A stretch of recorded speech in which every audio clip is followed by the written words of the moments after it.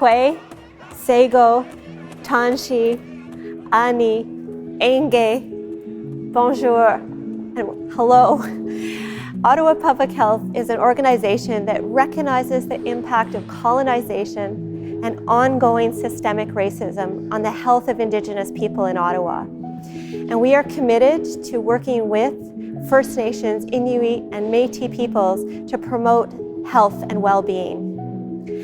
We not only recognize that Ottawa is on unceded Algonquin territory, but we also recognize that this is a traditional gathering place. And the population of Indigenous people in Ottawa is growing, it's diverse. There are many languages, cultures, and histories that we're seeking to understand. So this video is one way to look at that collective story and to help us understand what are we doing well? Where do we need to improve? What are those opportunities as we work towards being a culturally humble and safe organization? So I want to say Kuyanamik, Chimigwich, Marzi, thank you, merci to the people who are informing this work, the elders, the partners, the community members, the consultants, and our OPH staff who are working hard to listen, to learn, to understand, and go forward on a good path.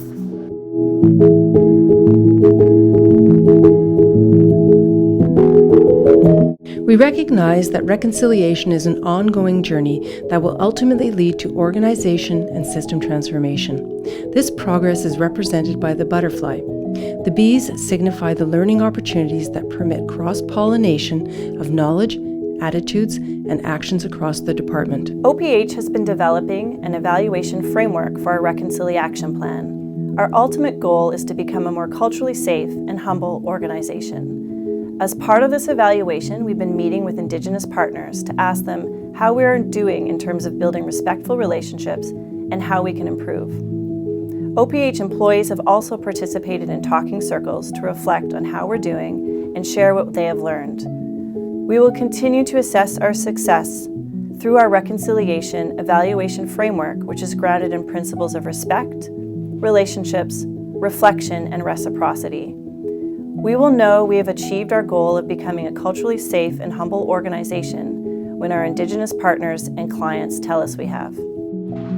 Throughout my career with OPH, I've had great opportunities for learning, and many of them around Indigenous health and well-being. And probably foremost in mind, most recently, I was able to participate in the Indigenous cultural safety training online. And for me, that was a game changer. I had heard speakers talk about their residential school experiences, and I had interacted with communities, but this was really something that compelled me to learn more, to do more, to be more places. So OPH graciously granted me some leave to go and work in a First Nations community last year. And what I got from that experience was so much more than I gave, and it increased my respect and my desire to do more. But what it really did was make me want to influence the next generation, make sure they know what we can do to be more respectful, to provide better services, and to reduce the health inequities for Indigenous people in our city and in our country. I feel building relationships is the foundation of reconciliation, and that is what inspires me and guides me. Taking the time to be present, genuinely and wholeheartedly present with partners, clients, and the community is essential. I've learned that each reconciliation journey is unique. Acknowledging our path, as well as respecting that not everyone is in the same place on their journey, is also a critical part of reconciliation. In my mind, numbers and percentages are not the only way to measure and reflect success. Sharing our collective story is invaluable. The generosity of many volunteers and there's just so many good people out there and good partnerships such as this one, and we really, really value that because we can't do it alone. I have had the privilege of working with our local Indigenous agencies and community members on several projects. I have many memories, but one really sticks out for me and highlights the principle of reciprocity. It took place when I had the honor to co-facilitate parenting circles. I was always welcomed as part of the group. Each circle would start with a smudging ceremony and a welcome song. I always chose to play the drum, and with a bit of coaching, managed to learn the songs.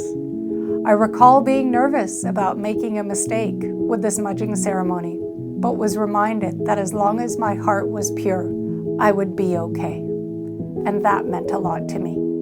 I still miss those days. We cooked together and shared knowledge about parenting practices, a variety of health promotion topics, and so much more. We all learned from each other. As part of our evaluation, we participated in several meetings with Indigenous partners. We heard that OPH contributions, collaborations, and advocacy are valued, that we are a credible and reliable source of information, and that we have an important role to influence and inform the health and social system about Indigenous health equity.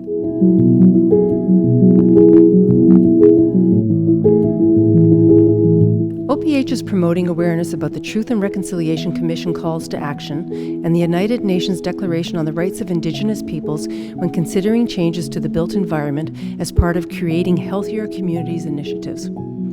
It was a pleasure to work in collaboration with OPH to provide an opportunity for staff to learn more about Inuit culture and language. This event was an example of what can be accomplished when there is a commitment to reconciliation, a relationship with the urban Indigenous community, and a willingness to think outside the box.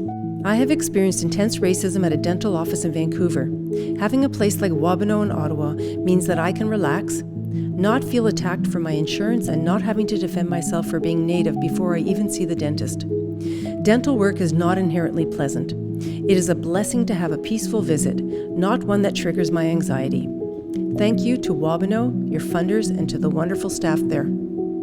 It's really important that we do work in hand to be able to say, okay, you know what, here's a good guy coming in, he really cares, and I think that partnership is really crucial in serving our families, especially the high-risk families.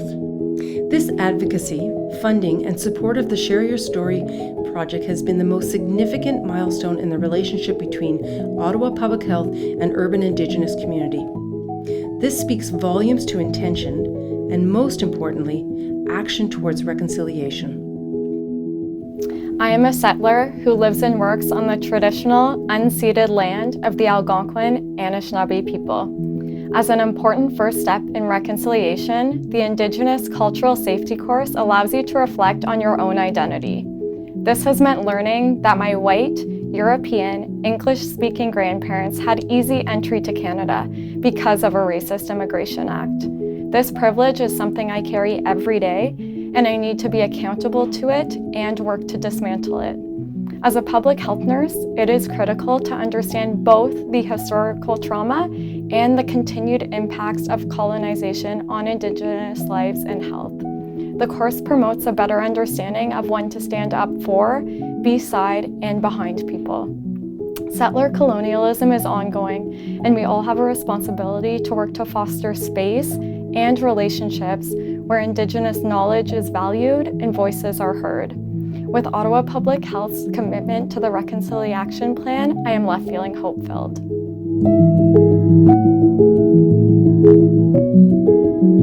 We heard that there are many opportunities for further action, collaboration, and shared advocacy on a number of issues that can influence policy and practice. For example, we can develop a comprehensive, progressive, long-term plan for Indigenous cultural safety training. We can make it a requirement for new employee orientation and all frontline service providers. We can make sure that employees are aware of culture-based programs in the community and that anti-Indigenous racism training is an essential part of this plan. We can work together to promote healthy growth and development, mental health, sexual health, violence prevention, and food security in a holistic way with tailored approaches. We can support harm reduction strategies. We can offer work, shadow, employment, and shared learning opportunities, and we can ensure that everyone is aware of practices that promote a culture of safety, empowerment, and healing. In other words, we can provide trauma-informed care. What we've recognized we need to understand from the community's perspective is what success looks like. That we have an idea we need to work on reconciliation, but what does that mean for the community? When would the community feel that we have made progress?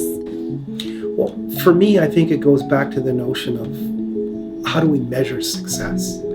But even before we get to the point of measuring success is defining success, and defining it from an Indigenous perspective, using what we know and how we interact, and finding definitions that are culturally based and respectful, but also realizing that we live in a contemporary world where numbers and data is important. But we need to be able to take that information to build where we want to go. So when we talk about, 5, 10, 20 years out, how we interact and what we measure and what we define as measures of success, whether it's creating more housing, whether it's reducing dependence on the healthcare system, whether it's achieving better educational attainment, they all matter. And they all matter in terms of how we're building community, how we interact, and where we started this conversation out in the beginning was working together. We have to keep doing that.